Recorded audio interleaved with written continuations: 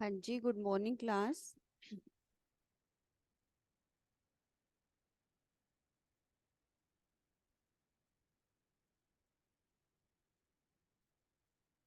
Good morning students. आज हम first chapter नया चैप्टर स्टार्ट कर रहे हैं, रेशो। रेशो आपने सुना भी होगा, छोटी क्लासेस में आप पढ़ते हो रेशो। फर्स्ट चैप्टर है रेशो। रेशो का मीनिंग होता है जैसे आप कंपैरिजन करते हो, आप कहते हो कि हमारी क्लास में 11 बॉयज हैं और 11 बॉयज हैं और 14 गर्ल्स हैं, तो आप कैसे लिखोगे 11 रेशो 14। ये रेशो का सिंबल होता है 14, आप ऐसे लिखते हो, ठीक है। 11 अगर नंबर ऑफ बॉयज हैं और 14 गर्ल्स हैं तो ये रेशो का सिंबल है। रेशो का मीनिंग होता है आप कंपैरिजन कर सकते हो टू और मोर क्वांटिटीज के बीच में, और क्वांटिटीज कैसी होनी चाहिए, सेम काइंड की होनी चाहिए। अगर हम कहें कि आपकी क्लास में एक बच्चे की एज 14, एक बच्चे की एज लाइक 16 है और दूसरे बच्चे का वेट अगर हम कहें कि 50 है, तो ऐसा तो पॉसिबल नहीं है। या तो दोनों की एज के बीच में कंपैरिजन होगी या फिर दोनों बच्चों की वेट के बीच में कंपैरिजन होगी। जो रेशियो है वो सिमिलर क्वांटिटीज के बीच में आप बता सकते हो, ठीक है। रेशियो का सिंबल आपका यही चलेगा। अगर हम लिखते हैं जैसे A/B, A/B है, आप इसको कई बार देखोगे आप ऐसे भी लिख देते हो A/B, या फिर आप कैसे लिख सकते हो A/B। इन तीनों का मीनिंग सेम होता है, ये तीनों ही रेशियो को डिनोट करते हैं। पर जनरली जो आपका सिंबल यूज होता है वो कोलन, जैसे आप ये कोलन लगा देते हो ना, ये सिंबल आपका रेशियो का जनरली यूज होगा, ठीक है। ये जैसे आप छोटी क्लासेस में करते थे वही है। अगर हम लिखते हैं A/B, ए का मीनिंग होता है फर्स्ट टर्म, ए को हम बोलेंगे फर्स्ट टर्म और बी को हम बोलेंगे second term. A is first term and B second term. और फर्स्ट टर्म को हम एंटीसीडेंट भी बोलते हैं। फर्स्ट टर्म का दूसरा नाम है एंटीसीडेंट। एंटीसीडेंट जैसे जो मैं ये आपको करवाती हूँ, थोड़ा बहुत ना नोट भी कर लिया करो, इससे आपको अच्छा समझ आ जाएगा। क्योंकि मैं सारी थ्योरी नहीं लिखूंगी, मतलब जो मेन मेन पॉइंट है वो आप नोट कर लिया करो, आपको इजी रहेगा। फर्स्ट टर्म को हम बोलते हैं एंटीसीडेंट और सेकंड टर्म को हम बोलते हैं कॉन्सिक्वेंट। कॉन्सिक्वेंट। अगर हम लिखते हैं 6/7, तो 6 को आप क्या बोलोगे फर्स्ट टर्म, या हम क्या बोलेंगे इसे एंटीसीडेंट, और 7 को हम बोलेंगे सेकंड टर्म और उसका दूसरा नाम है कॉन्सिक्वेंट। तो इनके दूसरे नाम भी याद रखना। अगर जैसे मैं लिखूं कि 7/8 है, आपसे पूछे कि कॉन्सिक्वेंट टर्म कौन सी है, तो आप क्या बोलोगे 8। ऐसे भी क्वेश्चन है इसमें, आप देखोगे एक्सरसाइज में। या आपसे बोलेंगे कि एंटीसीडेंट कौन सी टर्म है, तो क्या बताओगे इसमें 7। एंटीसीडेंट होती है फर्स्ट टर्म, कॉन्सिक्वेंट होती है सेकंड टर्म, ये याद रखना। 7/8 और 8/7 ये दोनों डिफरेंट हैं, ये दोनों सेम नहीं होते कभी भी। हाँ जी, इसमें एंटीसीडेंट क्या हो जाएगा 8 हो जाएगा और कॉन्सिक्वेंट कितना हो जाएगा 7 हो जाएगा, ठीक है। ये दोनों सेम नहीं है, ये दोनों डिफरेंट हैं। क्लियर है। हाँ जी, समझ आ रहा होगा, ये तो सिंपल टॉपिक है सबसे। ये सबसे सिंपल टॉपिक है रेशियो एंड प्रोपोर्शन। हाँ जी गुरजंत, ये तो समझ आ रहा होगा। उसमें तो चलो था कि इक्वेशन, इसलिए मैंने एडिशनल क्वेश्चन अभी नहीं करवाए उसके, ताकि आप सारे स्टूडेंट्स एक बार कर लो अच्छे से, फिर हम उसकी प्रॉब्लम्स ले लेंगे, ठीक है। अब देखो रेशियो में क्या होता है, जैसे हमने लिखा है 8/7, आप किसी भी, आप इसको 8/7 भी लिख सकते हो। हम किसी भी सेम नंबर से हम मल्टीप्लाई भी कर सकते हैं, डिवाइड भी कर सकते हैं। पर कंडीशन ये है कि अगर आप मल्टीप्लाई करोगे ना, जैसे आप 2 से मल्टीप्लाई कर रहे हो, तो आप फर्स्ट टर्म और सेकंड टर्म को 2 से ही मल्टीप्लाई करोगे अगर आपको नीड है तो, ठीक है। हम सेम नंबर से मल्टीप्लाई भी कर सकते हैं और सेम नंबर से डिवाइड भी कर सकते हैं। अगर आपके पास है 12/16, तो आप देखो 12/16 ये 4 पे कैंसिल हो रहा है, ऊपर नीचे हो रहा है ना, तो हम क्या कर सकते हैं, ऊपर जो फर्स्ट टर्म है और सेकंड टर्म को किससे डिवाइड कर सकते हैं, 4 से डिवाइड कर सकते हैं। 4 को आप डिवाइड करोगे तो कितना आ जाएगा 3/4। तो जब भी आप रेशियो में किसी नंबर से मल्टीप्लाई भी कर सकते हो, आप डिवाइड भी कर सकते हो। पर मल्टीप्लाई भी आप सेम नंबर से करोगे और डिवाइड भी हम क्या करेंगे, सेम नंबर से करेंगे हमेशा, ठीक है। क्लियर है। और रेशो को हमेशा हम लोएस्ट फॉर्म में, लोएस्ट फॉर्म होती है रेशो को हम लोएस्ट फॉर्म में रिप्रेजेंट करते हैं। लोएस्ट फॉर्म को हम सिंपलेस्ट फॉर्म भी बोल सकते हैं, सिंपलेस्ट फॉर्म। सिंपलेस्ट का मीनिंग होता है लाइक आपके पास अगर 64/128 है, आप देख रहे हो कि 64 भी कैंसिल हो जाता है, 128 सेम टेबल पे ये कैंसिल हो रहे हैं दोनों, 64 भी कैंसिल हो रहा है, 128 भी कैंसिल हो रहा है। तो हम सेम नंबर से देखो, आप ऊपर नंबरेटर, इसको नंबरेटर भी बोलते हैं और इसको डिनोमिनेटर बोलते हैं, आप ऐसे भी बोल सकते हो, फर्स्ट टर्म भी बोल सकते हो, सेकंड टर्म भी बोल सकते हो, एंटीसीडेंट भी बोल सकते हो, कॉन्सिक्वेंट भी बोल सकते हो। तो देखो 64 और 128 हैं, ये मतलब कौन सी सेम टेबल पे कैंसिल हो रहे हैं?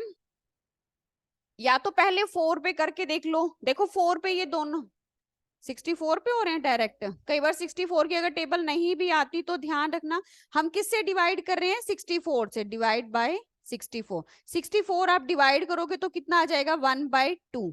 तो अगर आपका क्वेश्चन आ जाता है कि रेशियो को सिंपलेस्ट फॉर्म में रिप्रेजेंट करो, सिंपलेस्ट फॉर्म कौन सी होती है, आप ऊपर नीचे जितना कैंसिल हो सकता है आप उसको कैंसिल कर दो, पर कंडीशन क्या है, ऊपर और नीचे नंबरेटर और डिनोमिनेटर को सेम नंबर से आपको डिवाइड करना है, सेम नंबर से डिवाइड करते हैं, सेम नंबर से मल्टीप्लाई, ये सिंपलेस्ट फॉर्म इसका क्वेश्चन बन जाता है कि सिंपलेस्ट फॉर्म कौन सी है रेशियो की, या लोएस्ट फॉर्म कौन सी है।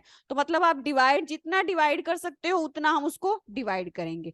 अगर मैं लिखूं यहाँ पे 25/6 25, ये भी कैंसिल हो रहा है 5 पे, 5 पे, पर आप देखना कि जैसे 5 से आप अगर कैंसिल करते हो, 5 5 जा 25, 5 1 जा 5, 5 2 जा 10, ये आ गया। अब आगे भी ये कैंसिल हो रहा है, ये इसकी सिंपलेस्ट फॉर्म नहीं है। सिंपलेस्ट फॉर्म तब तक नहीं बनेगी जब तक ये पूरा कैंसिल होना बंद ना हो जाए। अब भी देखो 5 और 125 ये कैंसिल हो रहे हैं, 1 में कितना आ जाएगा, 25, ये इसकी सिंपलेस्ट फॉर्म है। तो ये आपका क्वेश्चन बनता है कि रेशियो को सिंपलेस्ट फॉर्म में कैसे रिप्रेजेंट करते हैं।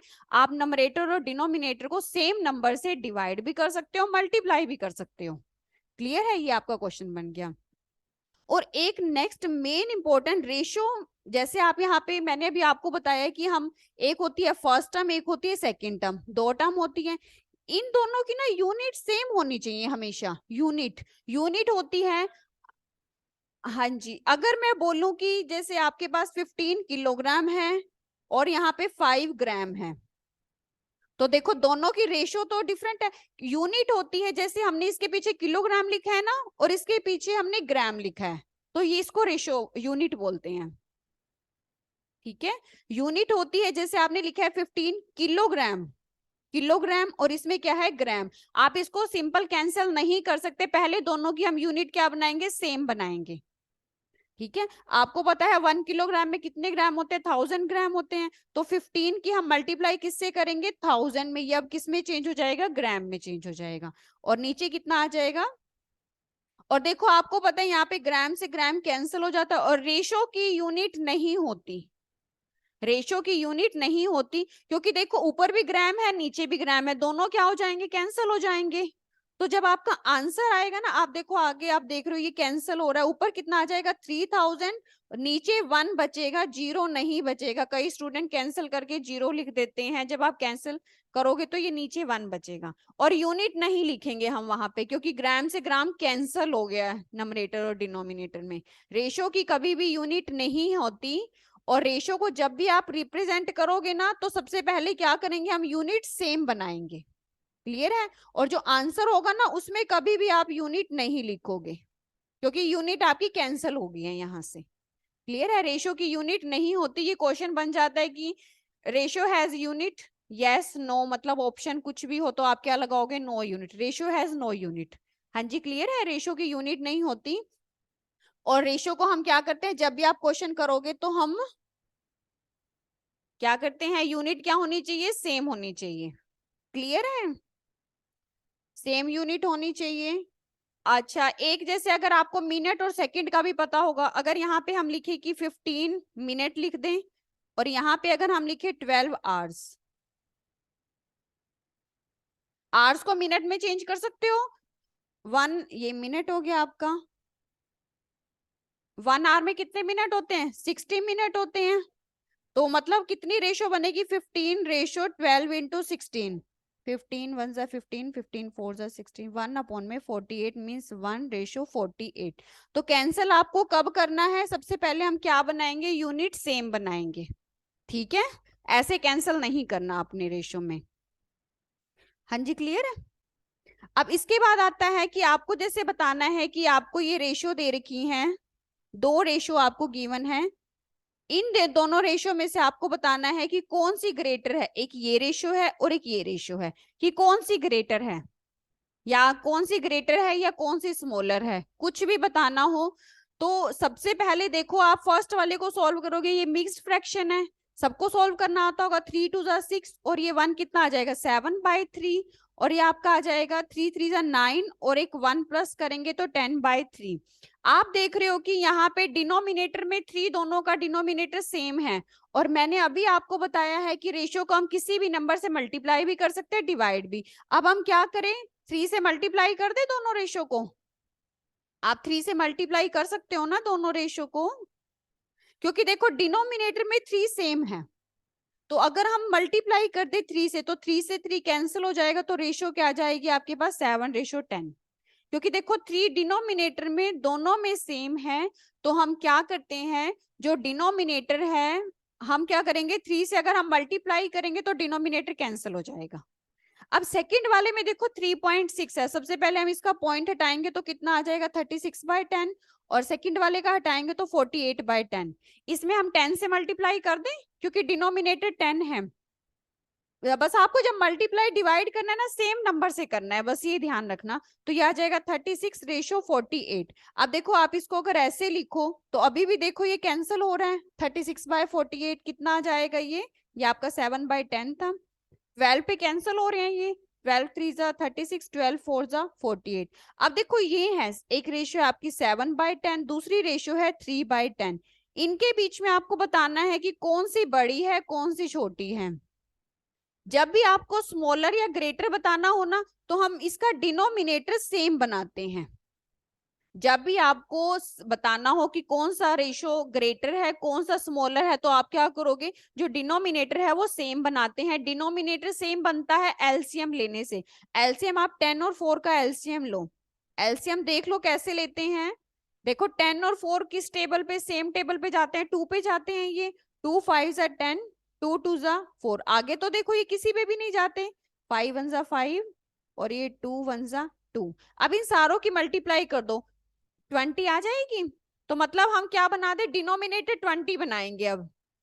हाँ जी, जब भी आपको रेशियो को स्मॉलर या ग्रेटर बताना है तो आप क्या करोगे, डिनोमिनेटर को सेम बनाओगे। डिनोमिनेटर को सेम बनाने के लिए जो डिनोमिनेटर वाली टर्म्स है हम उनका एलसीएम लेंगे। एलसीएम आपका आ गया 20।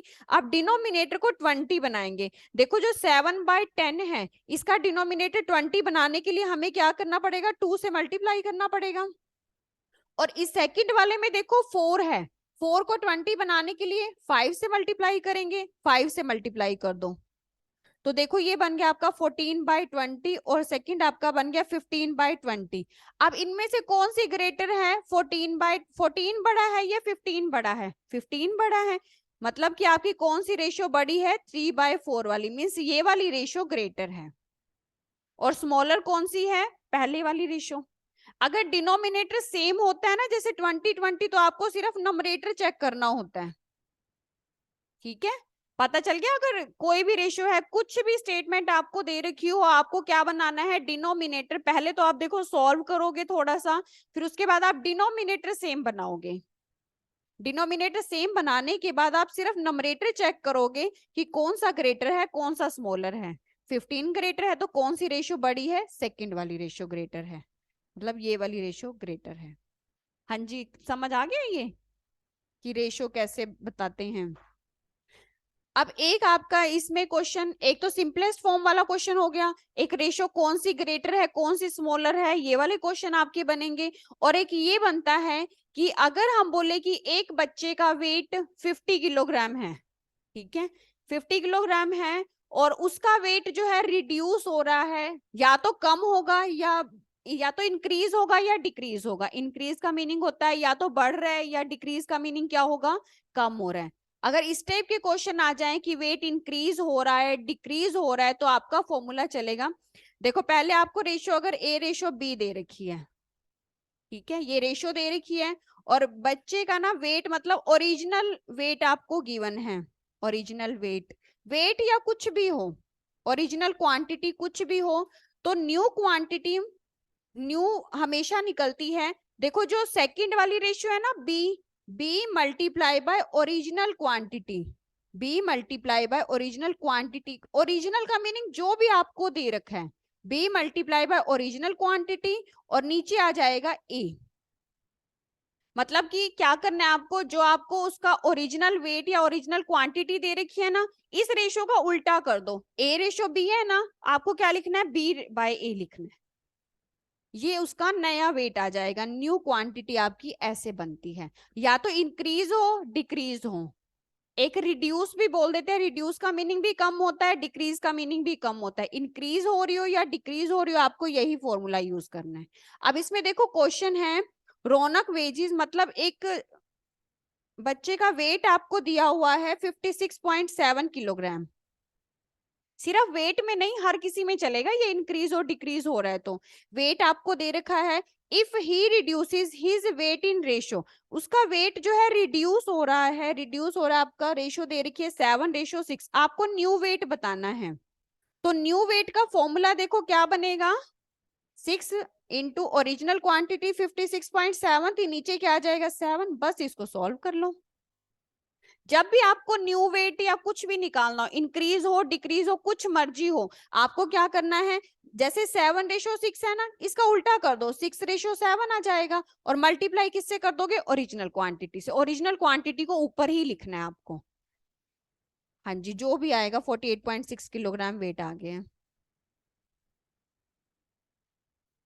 हाँ जी, क्लियर है। आप इससे कुछ भी निकाल सकते हो, इंक्रीज डिक्रीज होने वाला आप हमेशा ऐसे निकालोगे। हाँ जी, ये क्वेश्चन था। एक नेक्स्ट क्वेश्चन इसमें दे रखा है, अगर आपको रेशियो को सिंप्लीफाई करना है, जैसे आपको रेशियो दे रखी है 1/3, 1/8 और 1/6, आपको इसे सिंप्लीफाई करना है। सिंप्लीफाई तब होगा, सबसे पहले देखो जो डिनोमिनेटर दे रखा है हम उसका एलसीएम लेंगे। एलसीएम देखो कैसे लेते हैं, जिनको नहीं आता 386 है। पहले तो देखो ये 3 नंबर है ना, जरूरी नहीं है कि तीनों नंबर सेम टेबल पे जाए, आप 2 नंबर देख लो। देखो 2 पे जाते हैं, ये इधर 2 4 जा 8, 2 3 जा 6। अब ये 3 पे जा रहे हैं क्योंकि 3 2 बार है इसमें। अब ये 4 पे चला जाएगा तो आपका आ जाएगा। अब इन तीनों की मल्टीप्लाई कर दो, 2 मल्टीप्लाई 3 मल्टीप्लाई 4, 24 आ गया। तो हम डिनोमिनेटर को 24 बनाएंगे। जब भी एलसीएम लेते हो ना आप डिनोमिनेटर वाली टर्म्स का, तो हम क्या करेंगे, डिनोमिनेटर को 24 बनाना है। 24 बनाने के लिए फर्स्ट वाली टर्म को किससे मल्टीप्लाई करेंगे, 8 से करेंगे, तभी तो 24 बनेगा। यहाँ पे 8 है, 8 को 24 बनाने के लिए क्या करेंगे, 3 से मल्टीप्लाई, और 6 को 24 बनाने के लिए 4 से मल्टीप्लाई। ठीक है, अब डिनोमिनेटर सबका सेम है। अब हम क्या करेंगे, नंबरेटर सबकी किससे मल्टीप्लाई कर दे, 24 से मल्टीप्लाई कर दे। सबकी 24 से मल्टीप्लाई करोगे तो क्या आ जाएगा, 8:3:4, ये आपका आंसर आ जाएगा 24। जब भी आपको रेशियो को सिंप्लीफाई करना है या ग्रेटर या कुछ भी बताना है, तो आप क्या करते हो, डिनोमिनेटर का एलसीएम लोगे। हाँ जी, क्लियर है ये क्वेश्चन कि सिंप्लीफाई कैसे करते हैं रेशियो को, और कौन सी ग्रेटर स्मॉलर वाले क्वेश्चन भी बनते हैं इसमें, कि जब भी आपको रेशियो को ग्रेटर या स्मॉलर बताना है तो आपको ऐसे ही करना है। हाँ जी, ये तो सिंपल टॉपिक है, ये तो समझ आ रहा होगा। हाँ जी, ये किया हुआ है ना। हाँ जी, नेक्स्ट क्वेश्चन है, the ratio of number of boys to number of girls. आपको रेशियो दे रखी है, नंबर ऑफ बॉयज और नंबर ऑफ गर्ल्स की रेशियो गिवन है।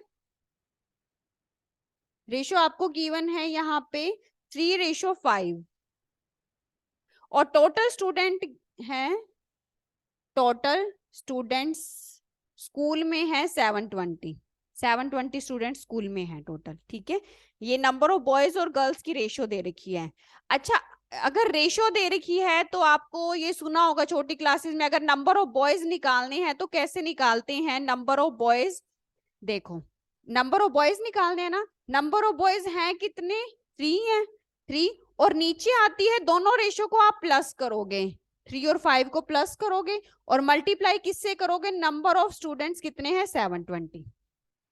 जब भी आपको रेशियो दे रखी है और स्टूडेंट्स दे रखे हैं टोटल कितने हैं, आपको बताने हैं कि नंबर ऑफ बॉयज कितने हैं, नंबर ऑफ गर्ल्स कितनी है, तो कैसे करोगे, नंबर ऑफ बॉयज देखो 3 है, 3 है, और नीचे आती है उन दोनों का सम, जो रेशो है 3:5, इसका नीचे सम आता है, और मल्टीप्लाई करेंगे नंबर ऑफ स्टूडेंट से टोटल।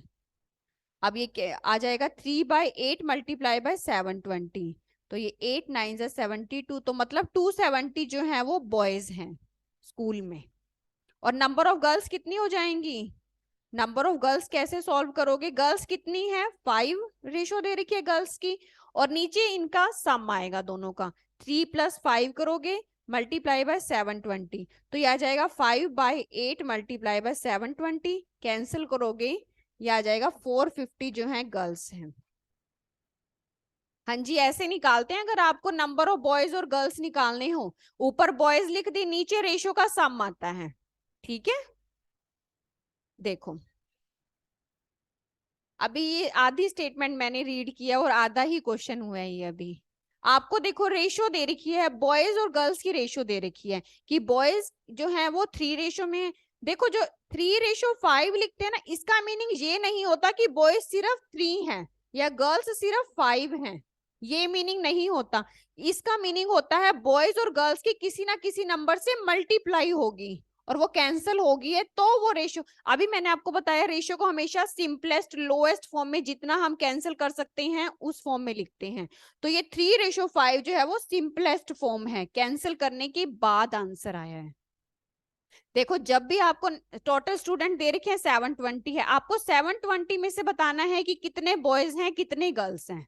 जैसे आप स्कूल में पढ़ते थे पहले, अगर आपके स्कूल में 720 बच्चे हैं, आपको बच्चों की रेशो आप कह देते हैं ना कि हमारे स्कूल में 3:5 है, इस टाइप से स्टूडेंट हैं, तो आप कैसे बताओगे कि बॉयज कितने हैं गर्ल्स कितने हैं? देखो बॉयज कितने हैं? 3 हैं, नीचे जो है रेशो का सम आ जाता है, 3:5 है ना, तो नीचे क्या आ जाएगा 8, और मल्टीप्लाई किससे करेंगे? टोटल स्टूडेंट से। और गर्ल्स का अगर निकालना है, नीचे तो सम आता है हमेशा, ऊपर क्या आ जाएगा? गर्ल्स की रेशियो कितनी है? 5 है। 3:5 का मीनिंग है कि 3 की किसी नंबर से मल्टीप्लाई है और 5 की भी किसी नंबर से मल्टीप्लाई है, खाली 3 और 5 थोड़ी ना स्टूडेंट्स होंगे। रेशियो का मीनिंग होता है वो कैंसिल करने के बाद 3:5 आया है। ठीक है, ये आपका आधा क्वेश्चन हो गया है। अब इसके बाद देखो, इतना क्लियर है ये क्वेश्चन? क्योंकि बुक है नहीं आपके पास, स्टेटमेंट समझ आ गई। अब इसके बाद है if 18 new girls are admitted, इतने बच्चे हैं स्कूल में। अच्छा देखो, अगर आपको चेक करना है ठीक है या गलत, इन दोनों का सम कितना आना चाहिए? 720 आना चाहिए। आ रहा है 720? आ रहा है, ठीक है। अब कहते हैं कि 18 लड़कियां नई आ गई हैं स्कूल में। पहले देखो 450 गर्ल्स थी, 18 गर्ल्स आ गई हैं न्यू, तो 18 गर्ल्स न्यू है, पहले 450 है तो 18 और आ गई हैं, तो कितनी गर्ल्स हो जाएंगी? 468 गर्ल्स होगी हैं। आपकी स्कूल में कहते हैं क्लास, आपके स्कूल में कहते हैं कि 450 लड़कियां हैं, 18 लड़कियां नहीं आ गई हैं, तो आप प्लस ही तो करोगे, बढ़ गई है ना वो। फिर इसके बाद दिया हुआ है, आपको बताना है कि अगर गर्ल्स 18 आई हैं, आपको बताना है कि कितने बॉयज आएंगे। बॉयज आपको निकालने हैं कि नए लड़के कितने आए हैं, उसको हमने एक्स मान लिया। और जब नए लड़के और लड़कियां बन गए ना, तो आपको रेशो दे रखी है, देखो number of boys to number of girls, number of boys to number, two का मीनिंग होता है नीचे लिखना है, मतलब रेशो दे रखी है, गर्ल्स की रेशो आपको दे रखी है 2:3। अच्छा देखो, बॉयज पहले हमारे स्कूल में कितने थे? 270 थे। अब हमने मान लिया, हमें नहीं पता कि नए कितने लड़के आए हैं, आपको बताना है कि नए लड़के कितने आए हैं, तो हमने एक्स मान लिया, तो कितना हो जाएगा? 270। अगर नए लड़के आए हैं तो मतलब वो प्लस होंगे ना, ज्यादा हो जाएंगे ना स्कूल में लड़के। और लड़कियां कितनी है? 468 है, इक्वल टू में कितना आ जाएगा? 2/3। आपको ये दे रखी है नई रेशो 2/3। 18 लड़कियां नहीं आई हैं, तो लड़कियां तो बढ़ गई, सीधा 468 हो जाएंगी। लड़के हमें बताना है कि कितने नए लड़के आए हैं, तो हमने उनको एक्स मान लिया। पहले 270 थे, तो कितने हो जाएंगे? 270 प्लस एक्स हो जाएंगे, हमें नहीं पता कितने हैं। अब क्रॉस मल्टीप्लाई कर दो, क्रॉस मल्टीप्लाई करोगे तो ये 3 × 270 प्लस में एक्स इक्वल्स टू में 2 × 468। हाँ जी, करना है इसको, जैसे बाहर 3 है, मैं यहाँ पे कर देती हूँ, बाहर 3 है, आप 3 से मल्टीप्लाई दोनों की करोगे, 3 × 270 प्लस में 3x इक्वल्स टू में 2 की मल्टीप्लाई करना 468 से, कितना आएगा 2 की मल्टीप्लाई? 936। और 270 की 3 से मल्टीप्लाई करोगे 810। अच्छा देखो ये 810 इधर प्लस का है, दूसरी साइड लेके जाओगे तो माइनस का हो जाएगा। आपको पता होगा अगर एक टर्म इधर प्लस की दूसरी साइड लेके जाओगे माइनस की हो जाएगी। आप इनको माइनस करोगे कितना आ जाएगा 126। और ये 3 देखो मल्टीप्लाई में है, उधर जाके क्या हो जाएगा डिवाइड हो जाएगा। तो x कितना आ जाएगा यहाँ से 42। मतलब कितने बॉयज आए हैं 42 बॉयज आए हैं। नहीं आगे समझ, इस टाइप के क्वेश्चंस हैं आपके। एक क्लियर है ये सबको? ये तो समझ आ गया होगा सिंपल लैंग्वेज में बिल्कुल। जरूरी नहीं है कि स्टेटमेंट यही हो, आपको मेन मेथड कंसेप्ट क्लियर होना चाहिए कि कैसे करना है। क्वेश्चन कुछ मर्जी, स्टेटमेंट कुछ मर्जी आ जाए, ठीक है। हाँ जी, इसके बाद आपका जो मेन आता है, इसमें ना 3-4 टॉपिक हैं, वो रेशो में तो थोड़ा सा ही है। एक होता है इनवर्स रेशो। इनवर्स का मीनिंग क्या होता है? उल्टा।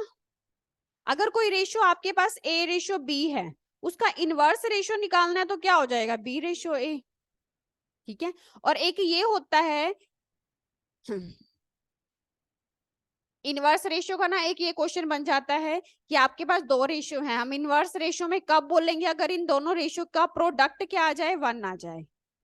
ये क्वेश्चन बन सकता है। आपके पास ए रेशियो बी दे रखे हैं, ठीक है। आपको पता है इसका इनवर्स रेशियो क्या होगा? उल्टा होगा। मतलब जो एंटीसीडेंट है वो क्या बन जाएगी? कॉन्सिक्वेंट। और कॉन्सिक्वेंट क्या बन जाएगा? एंटीसीडेंट। रेशो का देखो एक क्वेश्चन ये बनता है, अगर आप इन दोनों रेशो की मल्टीप्लाई करो मतलब प्रोडक्ट करोगे तो कितना आना चाहिए? 1 आना चाहिए। जैसे आपने ए रेशो बी निकाला है, इसका आपको पता है क्या बनेगा? Inverse ratio B ratio A बनेगा। आप इन दोनों का प्रोडक्ट, प्रोडक्ट का मीनिंग है जो फर्स्ट टर्म की मल्टीप्लाई फर्स्ट टर्म के साथ, ठीक है। सेकेंड टर्म की मल्टीप्लाई सेकेंड टर्म के साथ। कितनी आ रही है? 1 ही तो आ रही है। जैसे ये देखो ए रेशो बी का मीनिंग क्या है? ए बाय बी है ना। और बी रेशो ए का मीनिंग क्या है? बी बाय ए है। आपने इन अच्छा देखो, इसका मीनिंग ये है और इसका मीनिंग ये है, आपने इन दोनों की मल्टीप्लाई किया तो 1 आ रहा है ना। तो इनवर्स रेशियो का ये क्वेश्चन बन जाता है कि हम एक रेशियो को इनवर्स कब बोलेंगे? अगर उन दोनों का प्रोडक्ट कितना आ जाए, मल्टीप्लाई कितनी आ जाए? 1 आ जाए। ये आपका क्वेश्चन बन सकता है एमसीक्यू में। कोई दो रेशियो हम उनको इनवर्स तब बोलेंगे अगर उनका प्रोडक्ट कितना आ जाए? 1 आ जाए, ठीक है। क्लियर है ये क्वेश्चन? अब इसके बाद देखो, इस ये रेशो के ही क्वेश्चंस हैं। जैसे आपको ए रेशो बी दे रखा है, ए और बी का मीनिंग है आपको कोई ना कोई वैल्यू दे रखी होगी। सबसे फर्स्ट क्वेश्चन आता है इसमें, हम इसे बोलेंगे कंपाउंडेड। एक क्वेश्चन आता है कि कंपाउंडेड, आपको एक रेशो दे रखी है, आपको बोलेगा कि इसकी कंपाउंडेड निकालो। कंपाउंडेड का मीनिंग होता है, चलो एक एक मिनट रुको। कंपाउंडेड से पहले हम डुप्लीकेट करेंगे। डुप्लीकेट डुप्लीकेट पहले ये कर लो फिर कंपाउंडेड करेंगे। देखो डुप्लीकेट का मीनिंग होता है, जैसे आपके पास ए रेशो बी है ना, कोई भी रेशो दे रखी है, आपको उसका डुप्लीकेट रेशो निकालना है तो उसका फॉर्मूला होता है A square ratio B square. Duplicate में उन टर्म्स का हम स्क्वायर कर देंगे, ठीक है। डुप्लीकेट। एक आता है ट्रिप्लीकेट। ट्रिप्लीकेट मतलब ट्रिपल, मतलब हम 3 पावर कर देंगे। आपको रेशो ए रेशो बी दे रखी है, आपको उसका अगर डुप्लीकेट निकालना है तो हम करेंगे ए स्क्वायर और बी मतलब स्क्वायर कर देंगे। और अगर आपको ट्रिप्लीकेट निकालना है तो हम क्यूब। क्यूब का मीनिंग क्या होता है? उसी नंबर को 3 बार मल्टीप्लाई करेंगे, ठीक है। डुप्लीकेट ट्रिप्लीकेट क्लियर है। एक आता है सब डुप्लीकेट। इनके क्वेश्चंस हैं आपके, जो क्वेश्चंस है ना वो इन्हीं से रिलेटेड हैं। सब डुप्लीकेट, अच्छा देखो डुप्लीकेट में आपने क्या किया था? स्क्वायर किया था। सब डुप्लीकेट, सब डुप्लीकेट मतलब जैसे ए रेशो भी है ना, सब मतलब हम उसका क्या करेंगे? रूट, मतलब हम उसका हाफ कर देंगे यहाँ पे। जैसे पहले आपने स्क्वायर किया था डुप्लीकेट में, सब डुप्लीकेट में हम क्या करेंगे? रूट करेंगे, उसका स्क्वायर रूट करेंगे। और सब ट्रिप्लीकेट में हम उसका क्यूब रूट करेंगे। सब ट्रिप्लीकेट में क्यूब रूट। क्यूब रूट मतलब a की पावर 1/3 और b की पावर 1/3। और स्क्वायर रूट का मीनिंग होता है a की पावर 1/2। b स्क्वायर रूट का मीनिंग 1/2 लगाते हैं और क्यूब रूट का मीनिंग a की पावर 1/3। सब में हम 1/3 लगाएंगे और ट्रिप्लीकेट में हम 3 पावर लगाएंगे। अगर उसके आगे सब लग गया तो मतलब 1/3 क्यूब रूट। आता है क्यूब रूट निकालना? देखो अगर आपके पास 2:4 दे रखा है, चलो 2:4 नहीं 2:3 लिख लो, क्योंकि 2 और 4 तो कैंसिल हो जाएंगे। आपको इसका डुप्लीकेट रेशियो देखो कैसे निकालते हैं। डुप्लीकेट हम निकालेंगे, क्या हो जाएगा 2 स्क्वायर और 3 स्क्वायर, तो क्या आ जाएगा 4:9। ठीक है, इसका डुप्लीकेट यही बनेगा। और अगर हमें इसका ट्रिप्लीकेट निकालना है, ट्रिप्लीकेट हो जाएगा 2 का क्यूब 3 का क्यूब। 2 के क्यूब का मीनिंग है 2 2 2, 2 की 3 टाइम्स मल्टीप्लाई। ये मत करना कि 2 × 3, 2 की पावर 3 का मीनिंग होता है 2 को 3 टाइम्स मल्टीप्लाई, 8 आ जाएगा। 3 की पावर 3 का मीनिंग है 3 को 3 टाइम्स मल्टीप्लाई करोगे तो 27 आ जाएगा। ठीक है, डुप्लीकेट ट्रिप्लीकेट क्लियर है। और सब डुप्लीकेट देखो हम कैसे निकालेंगे, सब डुप्लीकेट इसका निकल जाएगा यहां से 2:3 का निकलेगा √2 और √3, मतलब रूट आ जाएगा। हाँ, आप 2 का रूट बता नहीं सकते, वैसे तो 1.414 होता है, पर इतना ठीक है। जिनका जैसे अगर, हाँ जी ये क्लियर है। पहले अगर मैं ये नंबर लिखूं यहाँ पे 4:9, आपको इसका सब डुप्लीकेट बताना है। सब डुप्लीकेट, ये क्वेश्चन है सारे पीछे। सब डुप्लीकेट का मीनिंग क्या है, हम इसकी क्या करेंगे, रूट निकालेंगे। 4 का रूट कितना होता है 2, और 9 का रूट कितना होता है 3। ये तो पता होगा ना, बताऊं ये। हाँ जी पता है सबको ये रूट कैसे निकालते हैं। अगर आपको दे रखा है 8:27, आपको इसका सब ट्रिप्लीकेट निकालना है। सब ट्रिप्लीकेट का मीनिंग क्या होता है, 8 की पावर 1/3, मतलब क्यूब रूट करना है।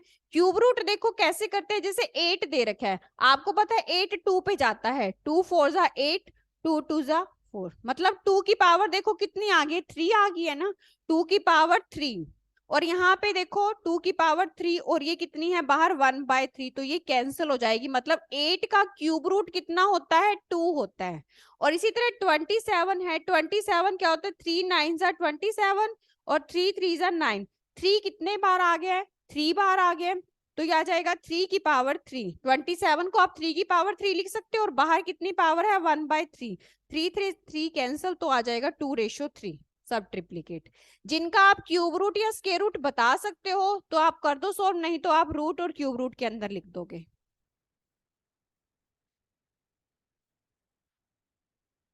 हाँ जी, जिनका नहीं निकलता आप उनको वैसे ही लिखोगे, 1/3 लिख दोगे।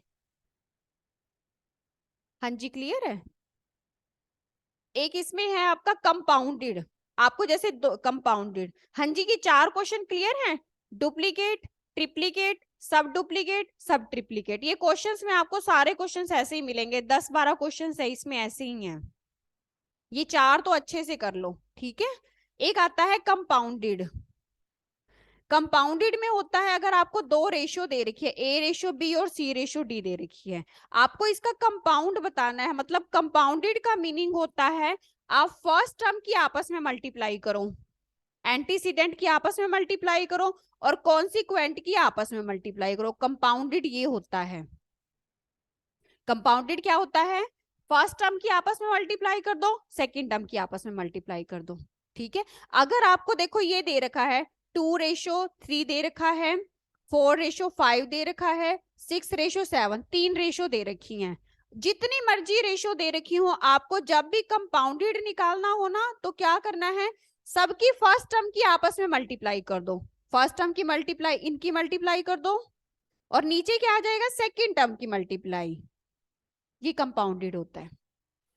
जरूरी नहीं है ये सिर्फ 2 रेशो के लिए हो, 3 रेशो है, 4 रेशो है, जितनी मर्जी हो। जब भी आपको कंपाउंडेड निकालना है तो क्या करोगे, सबकी फर्स्ट टर्म में आपस में मल्टीप्लाई कर दो, और नीचे क्या आ जाएगा सेकेंड टर्म की मल्टीप्लाई, जितनी मर्जी टर्म्स हो। ठीक है, हाँ जी क्लियर है ये। सब डुप्लीकेट ये कंपाउंडेड होता है, कंपाउंडेड।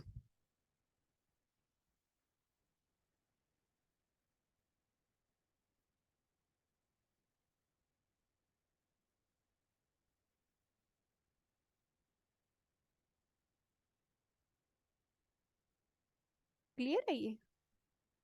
हाँ जी आंचल कुणाल,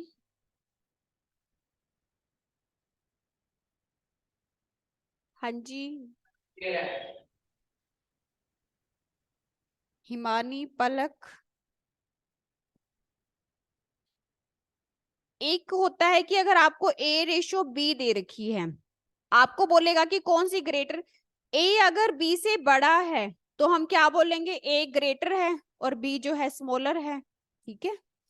और इसमें ना देखो क्वेश्चंस में आपके इससे रिलेटेड क्वेश्चंस करवा रही हूँ पहले। देखो क्वेश्चन आपको दे रखा है यहाँ पे, एक्सरसाइज का क्वेश्चन नंबर 9 है, बाकी सिंपल है, आप एक बार ट्राई कर लेना। कुछ तो मैंने आपको बीच में बता दिए हैं इसमें। क्वेश्चन नंबर 9 है, देखो आपको रेशो निकालनी है, the ratio compounded compounded of 4:9 and duplicate ratio of 3:4 is. आपको देखो क्या करना है, रेशो को कंपाउंड करना है। कंपाउंड में आपको पता है जितनी भी रेशो है उनकी फर्स्ट टर्म की आपस में मल्टीप्लाई करनी है और सेकंड टर्म की आपस में मल्टीप्लाई करनी है। पर इसमें देखो कंपाउंड किसको करना है, एक तो आपको 4:9 को करना है, और जो 3:5 है इसका क्या लेना है, डुप्लीकेट रेशो लेना है। तो पहले 3 आपको डायरेक्ट 3:4 नहीं यूज करना, 3:4 का क्या करना है, डुप्लीकेट रेशो लेना है। 3:4 का क्या लोगे, डुप्लीकेट रेशो लोगे। डुप्लीकेट रेशो कितना हो जाएगा 3:4 का, 3^4 तो ये कितना आ जाएगा 9:16। अब आपको ये 4:9 और 9:6 इनको क्या करना है, आपको कंपाउंड करना है। कंपाउंड का मीनिंग क्या होता है, फर्स्ट टर्म की आपस में मल्टीप्लाई कर दी है हमने इन दोनों की, और नीचे क्या आ जाएगा, सेकेंड टर्म की आपस में मल्टीप्लाई कर दोगे। अब देखो 9 से 9 कैंसिल हो रहे हैं, कर दो, और ये 4 1 जा 4, 4 4 जा 16, तो कितना आ जाएगा 1:4। हाँ जी, जो दे रखा है पहले, जैसे आपको यहाँ पे कंपाउंडेड लिखा हुआ है ना, तो कंपाउंड किसका करोगे, 4:9 का, और 3:4 का क्या लेना है, डुप्लीकेट रेशो लेना है। डुप्लीकेट का मीनिंग क्या होता है, स्केयर लेना है, फिर हम इसका कंपाउंडेड करेंगे। हाँ जी, क्लियर है ये क्वेश्चन।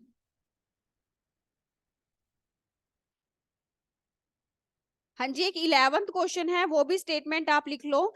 दी रेशो कंपाउंड करनी है आपको, कंपाउंडेड ऑफ, देखो किस किस की कंपाउंडेड लेनी है आपको। एक तो डुप्लीकेट रेशियो है 4:5, डुप्लीकेट रेशियो ऑफ 4:5 का डुप्लीकेट लेना है, ठीक है। और ट्रिप्लीकेट ट्रिप्लीकेट रेशियो आपको लेना है 1:3 का लेना है। और सब डुप्लीकेट आपको दे रखा है 81:256, 81 है ये सब डुप्लीकेट में। और सब ट्रिप्लीकेट रेशियो आपको लेना है, 125:512। आपको इन चारों को कंपाउंडेड फॉर्म में लिखना है, कंपाउंडेड रेशियो बतानी है। देखो पहले वाले का क्या करना है, डुप्लीकेट रेशियो बताना है। डुप्लीकेट रेशियो इसका कितना हो जाएगा, 4^2 यही होगा डुप्लीकेट, तो कितना हो जाएगा 16:25। अच्छा, ट्रिप्लीकेट रेशियो कितना होगा, 1 का क्यूब 3 की पावर 3। 1 की पावर 3 का मीनिंग क्या है, 1 को 3 टाइम्स मल्टीप्लाई करोगे तो 1 आएगा। 3 की पावर 3 का मीनिंग क्या है, 3 को 3 टाइम्स मल्टीप्लाई करोगे तो कितना आ जाएगा 27। अच्छा, इसका सब डुप्लीकेट जब आपको निकालना है तो 81, और ये कितना आ जाएगा 256। सब डुप्लीकेट यही होते हैं। 81 का रूट कितना होता है 9, और 256 का रूट कितना होता है 16। आता है ना रूट निकालना। 81 जैसे आप ये करते हो, रूट का मीनिंग होता है पावर 1/2।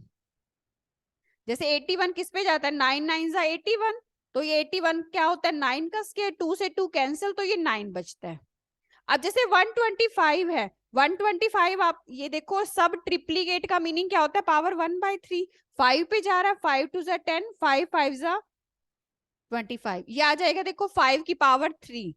सब ट्रिप्लीकेट 125 का सब ट्रिप्लीकेट क्या आ जाएगा, क्योंकि इसका मीनिंग क्या है, 125 की पावर 1/3। सब ट्रिप्लीकेट ये होता है 1/3। 125 किसका होता है, 5 की पावर 3 का होता है।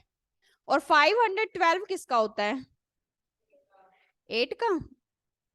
कंफर्म में 8 की पावर 3।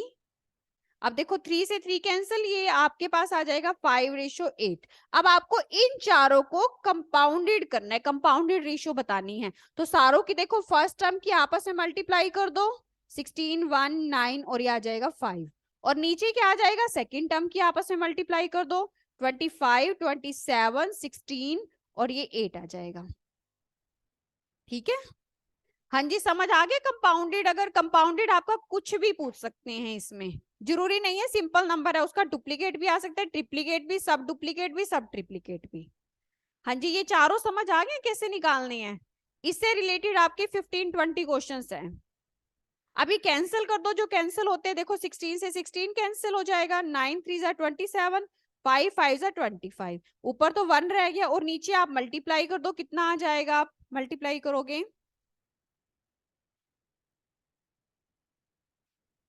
120, 120। ठीक है, हाँ जी समझ आ गए ये क्वेश्चंस। ये तो सिंपल लग रहे होंगे आज वाले।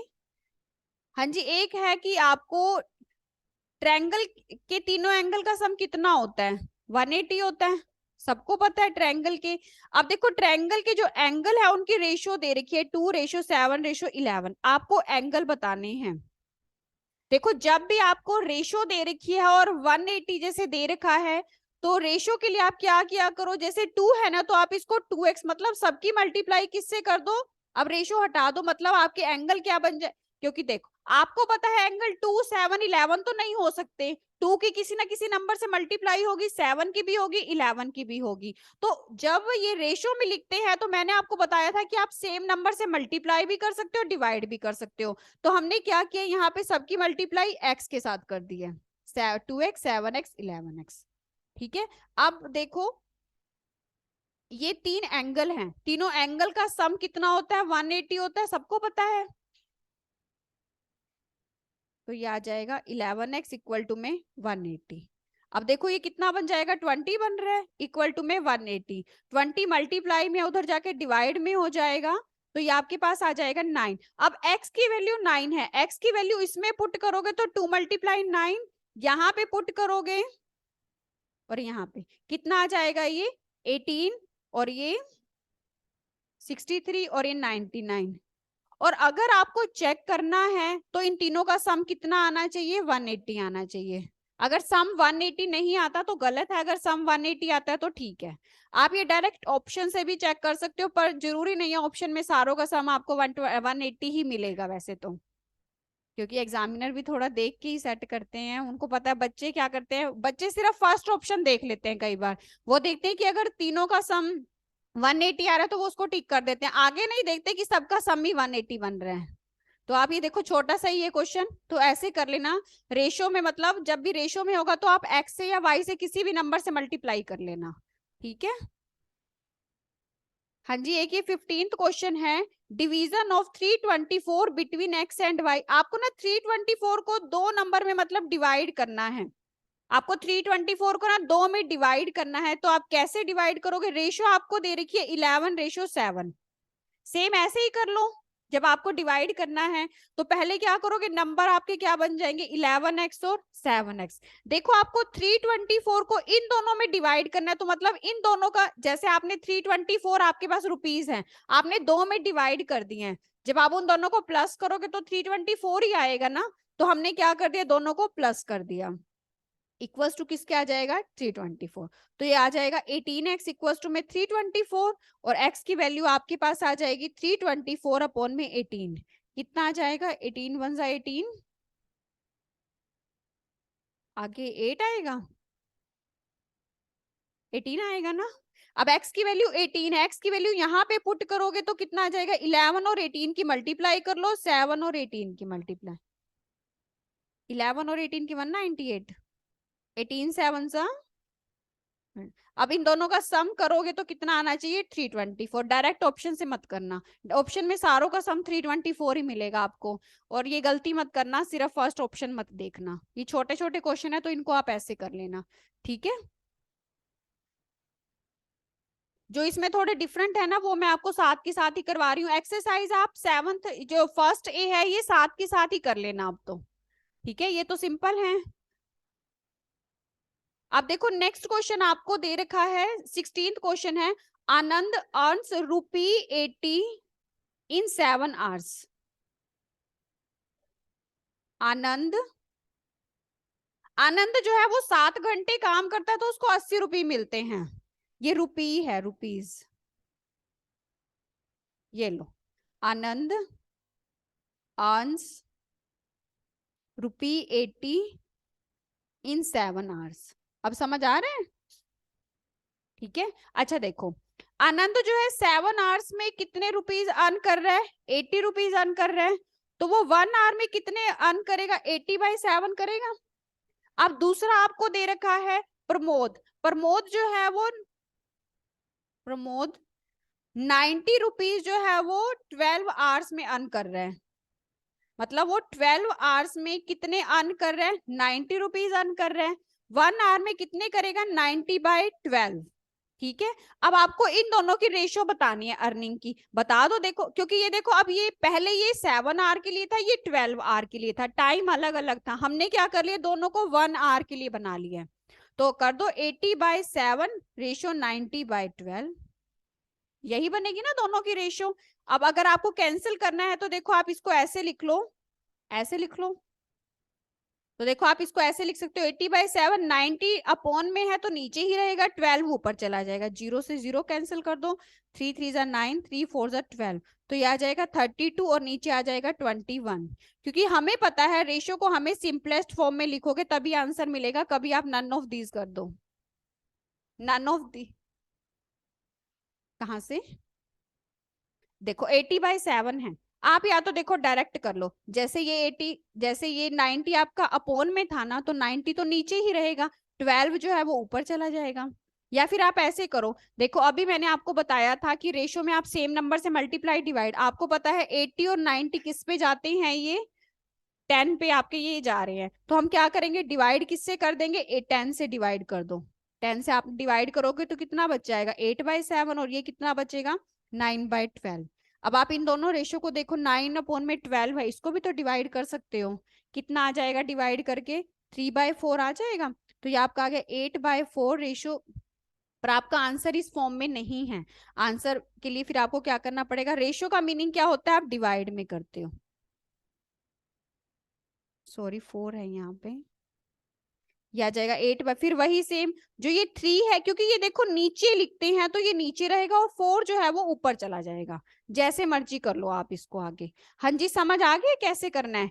जैसे इनका ना आवर्स अलग अलग दे रखे थे, ये 7 आवर में 80 रुपीज अर्न करना है और ये 12 आवर में 90 रुपीज अर्न करना है, तो हमने पहले 1 आवर के लिए बना लिया दोनों को। क्योंकि आप डायरेक्ट 80 और 90 की रेशियो मत लेना। 80 और 90, वैसे आपको 8 और 9 भी ऑप्शन में दिया हुआ है, तो ऐसा मत करना, पहले आप देख लेना, यहाँ पे 7 आ रहा है और यहाँ पे 12 आवर्स है। आपको ऑप्शन में 8:9 भी दिया हुआ है। कई बार बच्चे क्या करते हैं, ये 80 रुपीज अर्न कर रहे हैं और ये 90 रुपीज अर्न कर रहे हैं, तो आप ऐसे कर देते हो, कर देते हैं ना कई बार। तो पहले टाइम देख लेना, इसका 7 आवर है और इसका 12 आवर है। अगर दोनों का सेम टाइम होता ना, या तो दोनों का 12 होता, फिर तो आपका ये कर सकते थे, क्योंकि आपको पता है वो कैंसिल हो जाता। तो अगर टाइम अलग अलग है तो आप ऐसे नहीं कर सकते, ये गलत है। और ऑप्शन आपको दे रखा है ये 8:9 का भी। हाँ जी मानी, आप कुछ पूछ रहे थे, क्या कह रहे हो? हाँ बना कर लो, जैसे मर्जी आप कैलकुलेशन आगे जिस मेथड से मर्जी कर सकते हो। बस आपको क्या करना है, डिनोमिनेटर पर इसमें सेम बना के क्या करोगे? आपको ये ग्रेटर या लेसर थोड़ा ना बताना है, आपको तो ये सिंपलेस्ट फॉर्म में रेशियो बतानी है। क्रॉस मल्टीप्लाई कैसे करोगे? क्रॉस मल्टीप्लाई थोड़ी ना कर सकते हो आप इस क्वेश्चन में। कहाँ किया क्रॉस मल्टीप्लाई? वो तो प्रोपोर्शन होता है जब आप क्रॉस मल्टीप्लाई करते हो। रेशियो का मीनिंग तो होता है आप सिंपली दोनों को क्या करते हो, डिवाइड करते हो। वो जो आप बता रहे हो ना क्रॉस मल्टीप्लाई, वो प्रोपोर्शन में। आप सोच रहे हो कि ऐसे ऐसे मल्टीप्लाई कर दोगे इनकी, जैसे आपने 80/7 और 90/12, आप ये सोच रहे हो ऐसे क्रॉस मल्टीप्लाई? ऐसे नहीं करते रेशियो में कभी भी। रेशियो का मीनिंग होता है डिवाइड करते हैं। ये प्रोपोर्शन होता है नेक्स्ट जो हम करेंगे। ये जो रेशियो का मीनिंग होता है, आप उनको डिवाइड करते हो सिंपल। ऐसे मत करना जो आप कह रहे हो सकता है इसमें सेम आ जाए, सारों के लिए नहीं होता वो। इन जनरल हम नहीं करते कभी भी क्रॉस मल्टीप्लाई, जैसे आप कह रहे हो। ठीक है, वो प्रोपोर्शन लगता है आगे। हाँ जी, हाँ आप कैलकुलेशन जैसे मर्जी करो, मेन आपको बस ये समझ आना चाहिए कि 7 और 12 भी जरूर आएंगे इसमें। ठीक है, हाँ जी, आ गए समझ।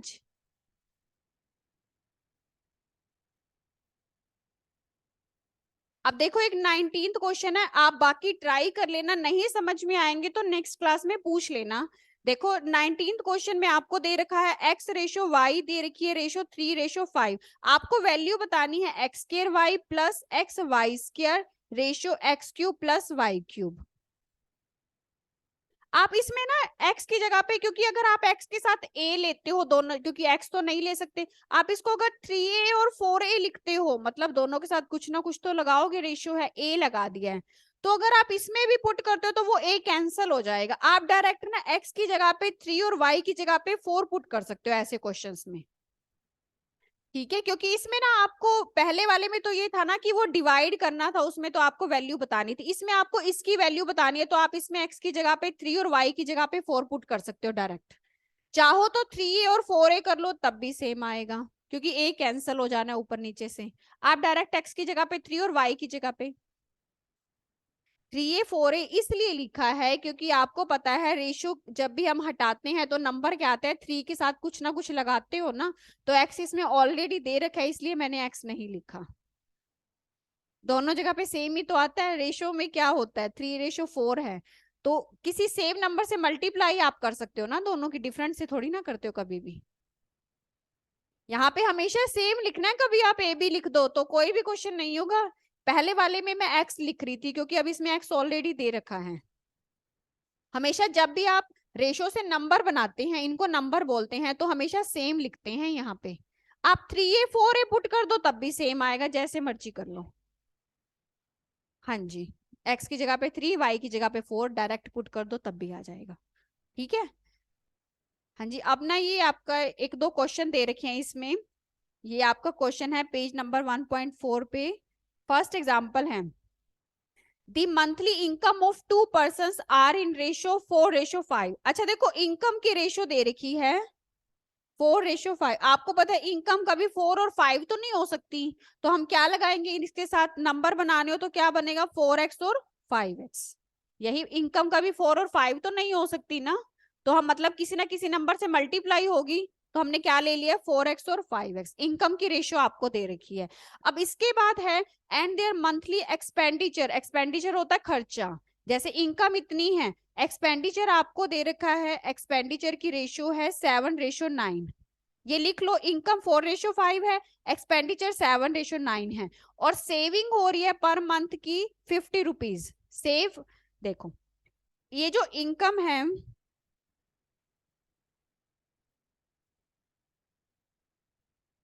देखो जो इनकम है उसी में से एक्सपेंडिचर, आपको पता खर्चा भी उसी में से करते हैं और सेविंग भी उसी में से करते हैं। ठीक है, रेशो किसकी दे रखी है, एक्सपेंडिचर की दे रखी है। देखो जो इनकम है, इनकम आपकी 4x और 5x है, ये है रेशो का मीनिंग।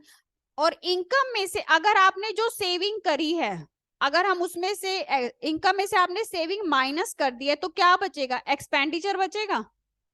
तो क्योंकि आपको एक्सपेंडिचर की रेशियो दे रखी है 7:9, अगर आपने इनकम में से सेविंग माइनस कर दी है तो क्या बचेगा, एक्सपेंडिचर की रेशियो ही तो बचेगी। एक्सपेंडिचर क्या होता है, खर्चा, जो आपने खर्चा किया है। ये सारा पर मंथ एक महीने का दे रखा है। हाँ जी, क्लियर है ये क्वेश्चन।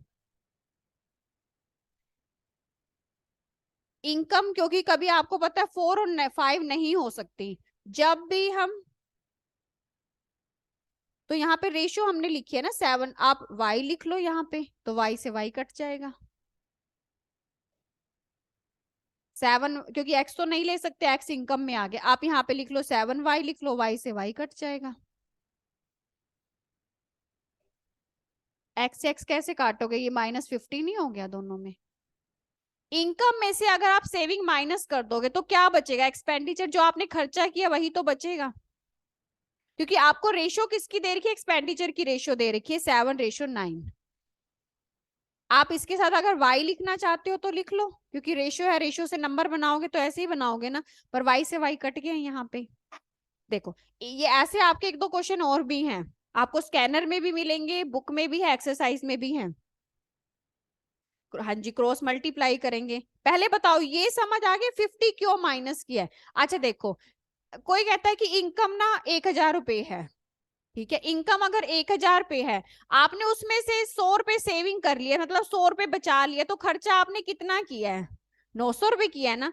तो इनकम में से अगर आपने सेविंग माइनस कर दिया तो क्या बचेगा? एक्सपेंडिचर मतलब खर्चा बचेगा ना, तो वही तो किया हमने।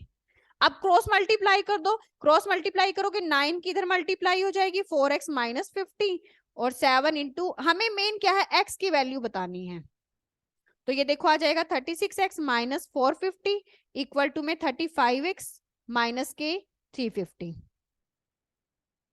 अब देखो x वालों को एक साइड कर लो, ये 30x 35x इधर प्लस क्या है, जब आप दूसरी साइड लेके आते हो तो साइन चेंज हो जाता है, माइनस 350, 450 यहाँ माइनस का है, दूसरी साइड लेके आओगे तो प्लस हो जाएगा, ये आ जाएगा x और ये आपके पास आ जाएगा 100।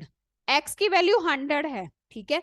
तो मतलब इनकम कितनी हो जाएगी, पहले वाले की इनकम कितनी हो जाएगी, 4x थी ना, तो मतलब 400 आ जाएगी, क्योंकि x से मल्टीप्लाई करोगे, और दूसरे वाले की कितनी हो जाएगी, 500। हाँ जी, क्लियर है ये क्वेश्चन। ऐसे आपके 3-4 क्वेश्चन और भी हैं, स्कैनर में भी हैं, बुक में अनसोल्ड भी हैं, करने ऐसी हैं। जो इनकम की रेशियो है ना, उसमें से सेविंग माइनस कर दोगे तो एक्सपेंडिचर बच जाता है, ठीक है। फर्स्ट ए ही चल रही है अभी, तो मैंने आपको एक्सरसाइज के भी करवा दिए साथ के साथ, जो डिफरेंट क्वेश्चंस थे स्कैनर के ना, उसमें रेशियो प्रोपोर्शन इंडिसेस मतलब पूरे चैप्टर के इकट्ठे हैं ना, पहले पूरा चैप्टर कुछ तो कर लो तभी करोगे ना स्कैनर के। आप ना ऐसे करना, जो हम अब ये चैप्टर कर रहे हैं ना, ये साथ के साथ ही कर लेना, बुक के भी कर लेना, स्कैनर के भी, एडिशनल क्वेश्चंस भी, क्योंकि सेट रिलेशन फंक्शन मुझे पता है बहुत बड़ा चैप्टर है, उसके एडिशनल क्वेश्चंस डिफरेंट हैं, वो एक बार सारे आप स्टूडेंट्स कर लो, जो प्रॉब्लम्स होंगी वो मैं एक दिन करवा दूंगी सबकी, ठीक है। तो इस चैप्टर को तो एटलीस्ट साथ के साथ कर लो अब। हाँ जी, ये तो समझ आ रहा होगा, सिंपल है सबके लिए। अब इसमें देखो नेक्स्ट एक क्वेश्चन दे रखा है, the ratio of price of two house, दो हाउस का प्राइस की रेशियो दे रखी है, टू हाउसेस की रेशियो दे रखी है, मतलब प्राइस की रेशियो दे रखी है 16:23, ठीक है। आपको पता है 16 और 23 तो नहीं होती हाउस की प्राइस, तो क्या ले लेंगे 16x और 23x, ठीक है यहाँ तक।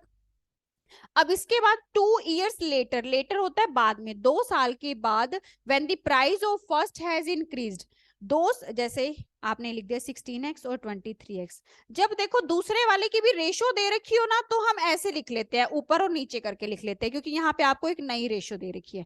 अब इसमें बोला है 2 years लेटर, 2 साल के बाद, the price of first has increased by 10%, पहले वाले का प्राइस देखो कितना था, 16x था, 2 years लेटर, 2 साल के बाद कह रहा है कि इसका प्राइस जो है 2 years लेटर, इसका प्राइस जो है 10% इंक्रीज हो गया। तो आप कैसे बताते हो कि उसका प्राइस 10% इंक्रीज हो गया है?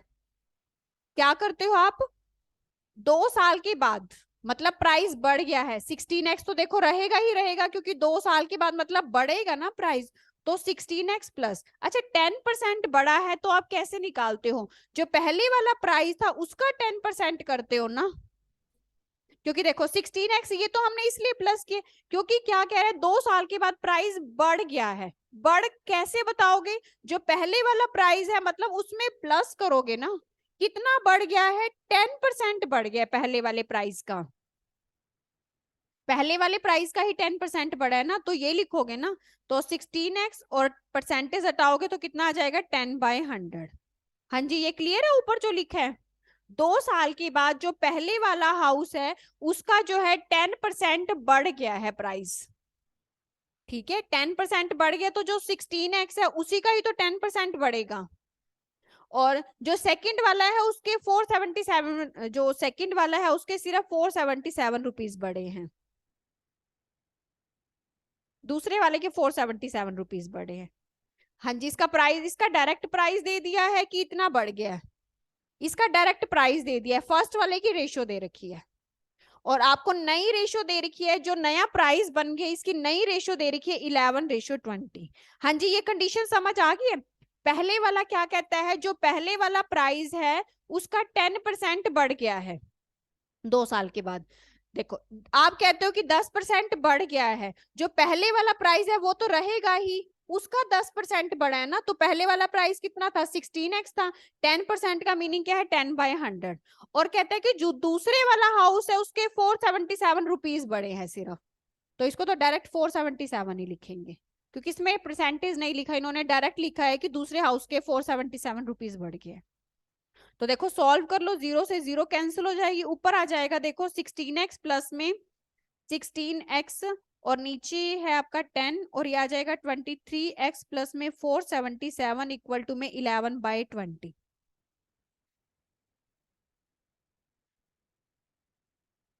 हाँ जी, ये लो बस, बस। हाँ जी, हाँ जी।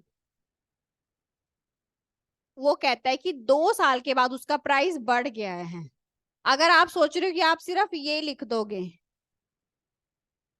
ये सोच रहे हो, फिर आप बताओगे कैसे कि बढ़ गया, पहले वाला प्राइस जो था उसी का ही बढ़ेगा ना। अगर कोई आपका हाउस है, अगर उसकी अब की कीमत कहते हैं कि अगर 1 लाख है या कुछ भी है, 2 साल के बाद बढ़ गया है, तो 1 लाख से तो ज्यादा ही होगी ना, 1 लाख में प्लस करके ही बताओगे ना। पहले वाली कीमत प्राइस तो देखो 16x है, 2 साल के बाद बढ़ गया ना रेट। अगर कम होता तो माइनस कर देते, अगर डिक्रीज होता तो माइनस कर देते, ठीक है। ये कह रहे कि इंक्रीज हो गया प्राइस, तो प्लस के पहले वाले प्राइस को तो लिखोगे ना, ऐसे कैसे बताओगे कि कितना इंक्रीज हुआ है। 1.6 सब ठीक है, ठीक है। आपको ये मैं तो लिख नहीं रही थी, मैंने के शायद समझ ना आए, पर आपने पहले ही बता दिया, ठीक है। नहीं एकदम से कई बार नहीं ध्यान आता।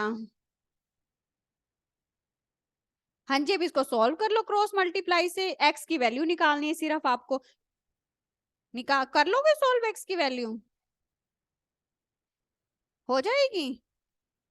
चलो ये कर लेना, एक्स की वैल्यू आपकी आ जाएगी यहाँ से 53। अच्छा 53 है, तो पहले वाले हाउस का प्राइस पहले कितना था 16 × 5, क्योंकि 16x था और 23x था, तो 16 × 53 और 23 × 53 मल्टीप्लाई कर लेना, इनका जो आंसर आएगा वो आपका आ जाएगा, ठीक है। हाँ जी, ये क्वेश्चन ऐसे इस टाइप के क्वेश्चन आपके दे रखे हैं, स्कैनर में भी है, बुक में भी मिलेंगे, ये वाला और इससे पहले जो आपको करवाया था वो भी मिलेगा। एक और क्वेश्चन है, 3 क्वेश्चन है ये थोड़े से डिफरेंट।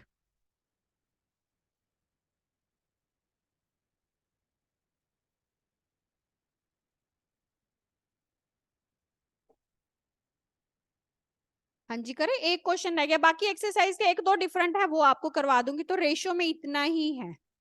हाँ जी देखो, एक नेक्स्ट क्वेश्चन दे रखा है आपको इसमें। हाँ ये 3 एग्जाम्पल है, एप्लीकेशन है, मतलब इनका यूज कहाँ पे होता है। देखो, find in what ratio will the total wages of worker, wages होता है मतलब जैसे भत्ता वगैरह बोल देते हैं, सैलरी आप लगा सकते हो, wages of worker of factory be increase और डिक्रीज। आपको बताना है कि उनकी सैलरी इंक्रीज हो रही है या डिक्रीज हो रही है, वो आपको खुद बताना है। अच्छा देखो, इसमें क्या दे रखा है, नंबर ऑफ वर्कर्स, स्टेटमेंट आप उसमें से देख लेना, नंबर ऑफ वर्कर्स, ये रिडक्शन दे रखी है, रिडक्शन मतलब वर्कर जो है कम हो रहे हैं, रिडक्शन वर्कर जो है कम हो रहे हैं। देखो वर्कर्स की रेशियो दे रखी है, जो कम हो रहे हैं वो दे रखी है 15:11, ठीक है, ये आपको दे रखा है। और इंक्रीमेंट इन वेजेस, और वेजेस में इंक्रीमेंट हो रहा है, मतलब वेजेस बढ़ रहे हैं और वर्कर्स क्या हो रहे हैं, कम हो रहे हैं, इंक्रीमेंट इन वेजेस। इंक्रीमेंट होता है बढ़ रहा है, रिडक्शन मतलब कम हो रहा है, और रेशियो आपको दे रखी है 27, सॉरी 22:25। देखो, एक आपको वर्कर्स की रेशियो दे रखी है, एक वेजेस की रेशियो दे रखी है, तो हम लेट कर लें कि नंबर ऑफ वर्कर्स पहले कितने थे, एक्स लेट कर लें, क्योंकि हमें तो नहीं पता पहले कितने थे वर्कर्स, हमने एक्स लेट कर लिए हैं। और नंबर ऑफ वेजेस पर वर्कर हम वाई एज्यूम कर लें, नंबर ऑफ वेजेस पर वर्कर, पर वर्कर ये हमने वाई लेट कर लिया है। ये पहले का है, रेशियो तो बाद में आई है। देखो वर्कर्स, ये जो है वर्कर्स कम की रेशियो है, मतलब रिड्यूस हो गया, उसकी रेशियो दे रखी है, और वेजेस जो है वो बढ़ गई है। अब पर आपको वर्कर्स ही नहीं पता कितने हैं, तो हमने नंबर ऑफ वर्कर्स क्या लेट कर लिए, एक्स लेट कर लिया, और नंबर ऑफ वेजेस क्या लेट कर लिए, वाई कर लिए। तो मतलब कितनी आ जाएगी पहले उनकी, मतलब बिफोर चेंजेस टोटल वेजेस कितने आ जाएंगे, एक्स वाई आ जाएंगे। ये तो स्टार्टिंग आ गया टोटल वेजेस। हाँ जी, ये पता चल गया एक्स वाई क्यों लिया है, क्योंकि देखो ये जो रिडक्शन हो रही है, इंक्रीमेंट हो रही है, ये तो चेंज हो रहा है ना। चेंज होने से पहले भी तो कोई क्वांटिटी होती है, जो सबसे पहले वर्कर्स कितने थे वो हमें नहीं पता, हमने उसको क्या लेट कर लिया, वाई, और वेजेस कितने थे, वाई। तो टोटल वेजेस पर वर्कर कितने हो जाएंगे, मल्टीप्लाई करते हो ना आप। अगर एक वर्कर है, जैसे इन्होंने नंबर ऑफ वर्कर्स बोले हैं, नंबर ऑफ वेजेस पर वर्कर, कि मतलब जो वर्कर है उनको वेजेस कितने मिलते हैं, तो दोनों की आपस में मल्टीप्लाई करोगे ना, तभी तो टोटल वेजेस आएंगे। टोटल वेजेस आपके आ गए एक्स वाई रुपीज। वेजेस मतलब उनकी सैलरी लगा लो आप। अब देखो अभी मैंने आपको बताया था कि अगर रिडक्शन होता है या इंक्रीमेंट होता है तो कौन सा फॉर्मूला लगाते हैं, फर्स्ट वाला जो नंबर ऑफ वर्कर्स क्या हो रही है, रिडक्शन हो रही है, आफ्टर रिडक्शन बताओ, रिडक्शन हो रही है वर्कर्स की, क्या फॉर्मूला बताया था नया, वर्कर कितने हैं, एक्स हैं, मतलब ओरिजिनल क्वांटिटी कितनी है, एक्स है, ऊपर तो ओरिजिनल क्वांटिटी है, ये रेशियो का क्या करते हैं, उल्टा करोगे ना, इसका ये नहीं आ जाएगा after reduction number of workers. अभी तो बताया था, नहीं बताए थे कि अगर रिडक्शन हो या इंक्रीमेंट हो तो क्या करना है, नंबर ऑफ वर्कर्स रिडक्शन मतलब वर्कर्स कम हो रहे हैं, कम हो या बढ़े तो आपको क्या करना है, जो नीचे वाली रेशियो है उसको ऊपर लिखना है, और जो फर्स्ट वाली है उसको नीचे लिखना है, और मल्टीप्लाई किससे करनी है, original quantity, number of workers पहले कितने थे, एक्स थे। अब वेजेस का कर दो आफ्टर इंक्रीमेंट, इंक्रीमेंट हो रही है ना वेजेस में, इंक्रीमेंट, इंक्रीमेंट के लिए लगाओ, देखो वेजेस कितने हैं, वाई है ना, तो 22:25 का क्या बनेगा, 25/22 बनेगा, यही बनेगा। अगर इनका टोटल निकालना हो तो क्या करते हैं, दोनों की मल्टीप्लाई कर दो, मल्टीप्लाई, ये आपका आ जाएगा 11/15 इंटू एक्स, और 25/22 इंटू वाई, दोनों की मल्टीप्लाई कर दिए। ये तो देखो पहले वाला था, ओरिजिनल कितनी थी आपकी, एक्स वाई थी। वर्कर्स रिडक्शन मतलब वर्कर्स कम हो रहे हैं, इंक्रीमेंट मतलब उनकी सैलरी बढ़ रही है, तो ये आपका आ गया है टोटल बाद में। तो अब देखो कैंसिल कर दो, जो कैंसिल होता है, 5×3 = 15, 5×5 ये आ जाएगा 5/6 XY। अच्छा देखो पहले एक्स वाई था, अब कितना हो गया, 5/6 XY। आपको एक तो इन दोनों की रेशियो बतानी है। हाँ जी, ये बताओ, ये समझ आ गया, ये उल्टा हम रेशो क्यों लिख रहे हैं, मैंने अभी आपको फॉर्मूला बताया था, जब भी रिडक्शन होती है या इंक्रीमेंट कुछ भी हो, आपको क्या करना है, रेशो का इनवर्स करना है, और मल्टीप्लाई किससे करनी है, ओरिजिनल क्वांटिटी, क्योंकि नंबर ऑफ वर्कर्स हमने कितने लिए थे, एक्स लिए थे, तो यहाँ पे एक्स आ जाएगा, और ये नंबर ऑफ वेजेस के लिए है, क्योंकि वेजेस इंक्रीज हो रहे हैं, इंक्रीज हो रहे हैं, और रेशो आपको देखिए 22:25, तो रेशो को क्या कर दिया हमने, इनवर्स कर दिया, और साथ में कितना आ जाएगा, वेजेस कितने थे, वाई। टोटल निकालने के लिए हमने दोनों की मल्टीप्लाई कर दिया। आपको इनकी रेशो बतानी है, रेशो पहले वाली कितनी थी, एक्स वाई थी, अब नए वाली कितनी है, 5/6 XY। एक्स वाई से एक्स वाई कैंसिल हो रहा है दोनों में, तो कितना बच जाएगा, 1 5/6। ठीक है, इसका डिनोमिनेटर देखो 6 है, हम नंबरेटर की 6 से मल्टीप्लाई कर दे तो कितना आ जाएगा, 6/5 आ जाएगा। अब देखो इंक्रीज हो रहे हैं या डिक्रीज हो रही है रेशो, आपको ये बताना है कि जो रेशो है, देखो पहले बताओ ये समझ आ गया। अब आपको ऑप्शन में देखो 6/5 मिलेगा, साथ में ऑप्शन मिलेगा इंक्रीज का भी मिलेगा, डिक्रीज का भी जरूर मिलेगा, क्योंकि आपको यहाँ पे देखो वर्कर्स कम हो रहे हैं पर उनके वेजेस बढ़ रहे हैं, और कॉमन सी बात है, अगर वर्कर्स पहले ज्यादा थे, अगर वर्कर्स ज्यादा हो तो उनकी सैलरी कम होती है ना, मतलब सारों को देनी होती है, अगर वर्कर्स कम हो जाए तो सैलरी बढ़ जाएगी ऑब्वियसली। अच्छा देखो रेशो आपकी पहले एक्स वाई थी, अब नए, पहले बताओ ये क्लियर है, देखो पहले रेशो कितनी थी, एक्स वाई थी, अब नई कितनी हो गई, 5/6 XY है। देखो एक्स वाई के साथ कुछ भी नहीं लिखा, आपको पता कुछ भी नहीं होता, दैट मीन्स 1 होता है, और ये 5/6 कितना होगा आपका, 0.6 कुछ होगा, ये होगा ना, 5/6 कितना होता है, आप डिवाइड करके देखो, 0.8,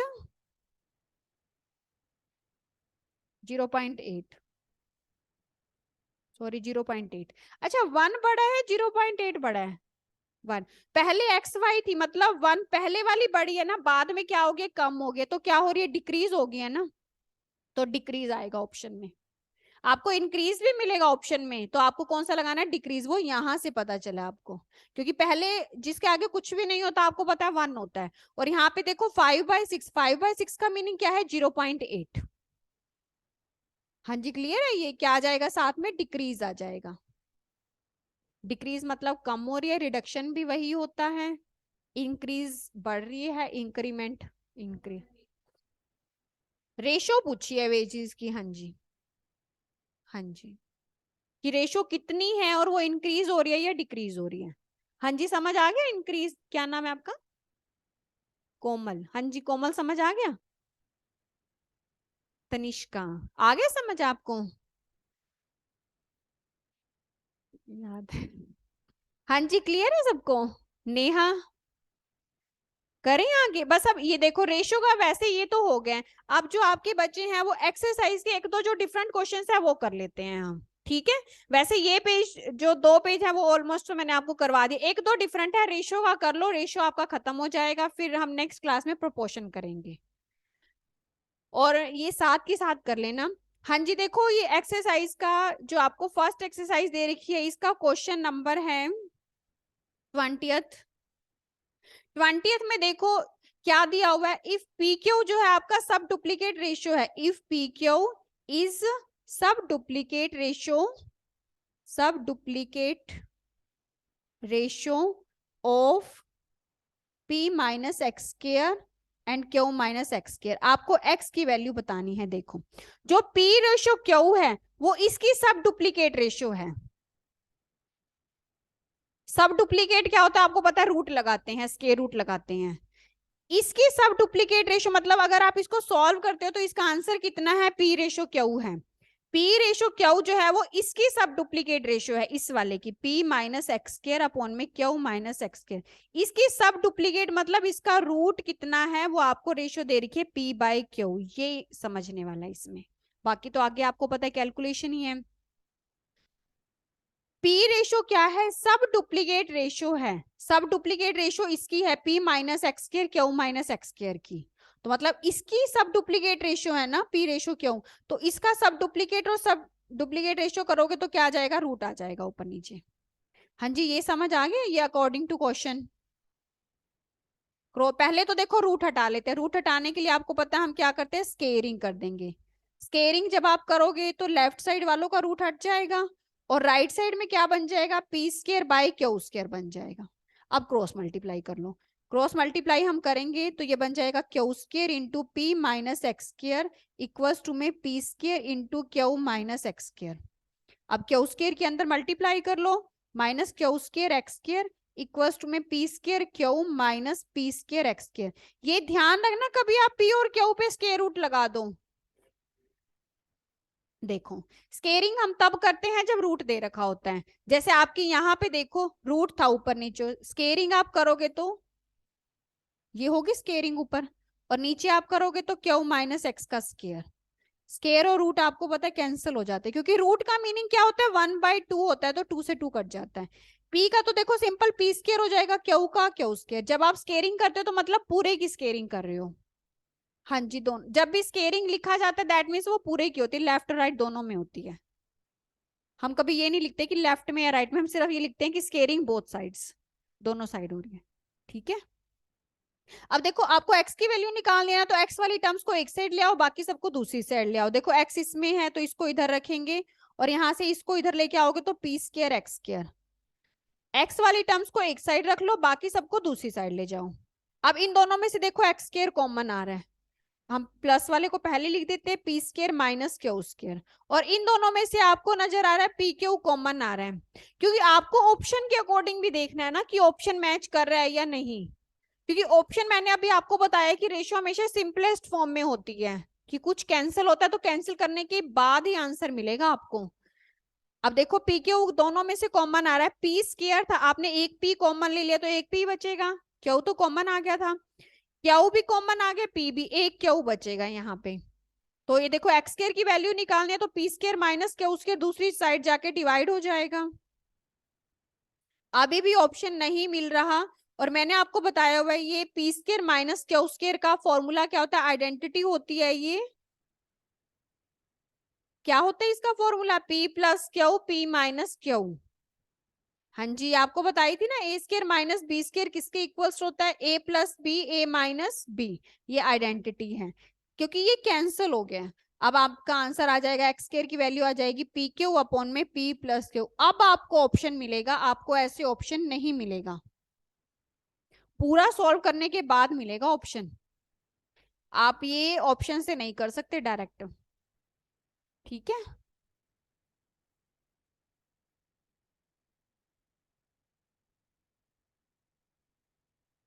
अगर आप ऑप्शन से करना चाहते हो ना, तो आपको चारों ऑप्शन की वैल्यू एक्स स्क्वायर में पुट करनी पड़ेगी, बताऊं वो भी ऑप्शन से भी, पर फिर वो चारों ऑप्शन पुट करके देखने पड़ेंगे आपको फिर। ये ठीक है, ये कैलकुलेशन अगर आप एक दो बार प्रैक्टिस करोगे ना, आप एक दो स्टेप तो वैसे ही कम हो जाएंगे इसमें से। ये तो वैसे बड़े लग रहे हैं आपको समझाने के लिए, इतना बड़ा नहीं होता जब आप करोगे, ठीक है। हाँ जी, बस अब एक दो क्वेश्चन है वो कर लेते हैं हम। अब नेक्स्ट आपको दे रखा है 2s/3t is duplicate ratio of, ये जो है डुप्लीकेट रेशियो ऑफ, देखो इसी के जैसा ही है ये क्वेश्चन, 2s-p/3t-p। अब इसको बताओ कैसे लिखेंगे। 2s/3t जो है ये इसका डुप्लीकेट रेशियो है। डुप्लीकेट में क्या करते हैं, स्केयरिंग करते हैं, मतलब अगर हम इसका स्केयरिंग करेंगे तो हमें ये रेशियो मिलनी चाहिए। तो देखो कर दो 2s-p का स्केयर, और यहाँ पे आ जाएगा 3t-p का स्केयर इक्वल्स टू आ जाएगा 2s/3t। आप इसका मत कर देना स्केयर, क्योंकि देखो 2s/3t is duplicate ratio of, मतलब ये वाला जो है डुप्लीकेट रेशियो है। किसका डुप्लीकेट रेशियो है, इसका डुप्लीकेट रेशियो है। इसका डुप्लीकेट रेशियो मतलब इसका डुप्लीकेट रेशियो कैसे निकालते हैं, स्केयरिंग करके निकालते हैं। बस आगे तो ऊपर स्केयरिंग खोल के क्रॉस मल्टीप्लाई करनी है बस, जो बचेगा आंसर वही। इसमें ये नहीं है कि किसकी वैल्यू निकालो। हाँ जी, करवाऊं या हो जाएगा ये हमने स्केयरिंग नहीं की, ये हमने डुप्लीकेट रेशियो लिखा है, सिर्फ डुप्लीकेट रेशियो लिखा है, ये स्केयरिंग नहीं की। ये डुप्लीकेट रेशियो तो सिर्फ इसी का ही होगा ना, स्केयरिंग नहीं है ये। पता है a-b का स्केयर क्या होता है, a² - 2ab प्लस में b²। हो जाएगा या करवाऊं, ये ट्राई करके देख लेना, ठीक है। एक ये 23 क्वेश्चन है, the number which when subtracted from each of the terms of the ratio 9। देखो आपको ये दे रखा है 19/31 दे रखा है रेशियो। इसमें कहते हैं कि हम कौन सा नंबर सब्ट्रैक्ट करें दोनों में से। सब्ट्रैक्ट क्या होता है, माइनस। मैंने अभी आपको बताया था कुछ भी आप करते हो सेम करते हो। ये कहता है कि इसमें आपका ये है, हम इसमें से क्या माइनस करें कि आपकी रेशियो बन जाएगी यहाँ से 1/4। 19/35 में से क्या सब्ट्रैक्ट करें, क्या सब्ट्रैक्ट करें, एक्स से सब्ट्रैक्ट कर दे। ये बोलता है कि इसमें से हम क्या सब्ट्रैक्ट करें कि आपको ये मिल जाए रेशियो, नई रेशियो। ये आप स्टेटमेंट पढ़ोगे ना बुक में से आपको समझ आ जाएगा। इसमें से हमने क्या कर दिया, एक्स सब्ट्रैक्ट कर दिया है, बस अब क्रॉस मल्टीप्लाई करके एक्स की वैल्यू आ जाएगी। करवाऊं इसको आगे,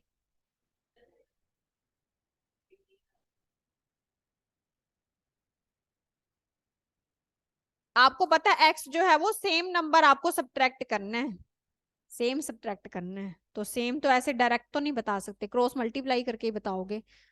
इसके बाद नेक्स्ट तो सेम है, बस एक लास्ट क्वेश्चन है 25th। 24th तो आपका हो गया, बस ये लास्ट है इसका 25th। फिर उसके बाद रेशियो के तो आपके देखो हो गए। The ratio between speed of two train, speed दो ट्रेन है उनकी स्पीड की रेशियो दे रखी है 7/8, ठीक है। तो मतलब अगर नंबर्स की फॉर्म में लिखना हो तो क्या लिखेंगे, 7x 8x लिखेंगे। आगे दे रखा है इफ सेकंड ट्रेन, अब सेकंड ट्रेन की बात की है, सेकंड ट्रेन रन्स, अच्छा देखो 400 किलोमीटर इन 5 आवर्स। अच्छा स्पीड का फॉर्मूला आपने सुना होगा, क्या होता है, डिस्टेंस अपॉन टाइम होता है, यही होता है स्पीड का, डिस्टेंस अपॉन में टाइम। अच्छा, सेकंड वाले ट्रेन की दे रखी है सब कुछ, हमें फर्स्ट वाले की बतानी है। देखो डिस्टेंस आपको, सेकंड वाली ट्रेन जो है 400 किलोमीटर का डिस्टेंस ट्रेवल करती है 5 आवर्स में। टाइम आपको पता है आवर्स में होता है, डिस्टेंस जो है मीटर किलोमीटर में। ये कैंसिल करोगे तो कितना आ जाएगा 80। मतलब सेकंड वाले की स्पीड कितनी आ गई है 80 आ गई है। पर हमें सेकंड वाले की रेशियो कितनी दे रखी है 8x दे रखी है। मतलब 8x की वैल्यू कितनी आ गई आपकी 80 आ, क्योंकि अगर आपको x की वैल्यू मिल जाए तो आप फर्स्ट वाले ट्रेन की स्पीड बता सकते हो। तो देखो x 10 आ गया, तो मतलब तो पहले वाले ट्रेन की स्पीड कितनी आ जाएगी 70। तो ये 70 आ जाएगी। पता चल गया ना 7x है। हाँ जी, तो ये आपका रेशियो का टॉपिक यहीं तक है। ठीक है, तो आप ये जो एक्सरसाइज दे रखी है वो भी, स्कैनर के भी रेशियो वाले क्वेश्चंस आप कर लेना। नेक्स्ट क्लास में हम प्रोपोर्शन करेंगे।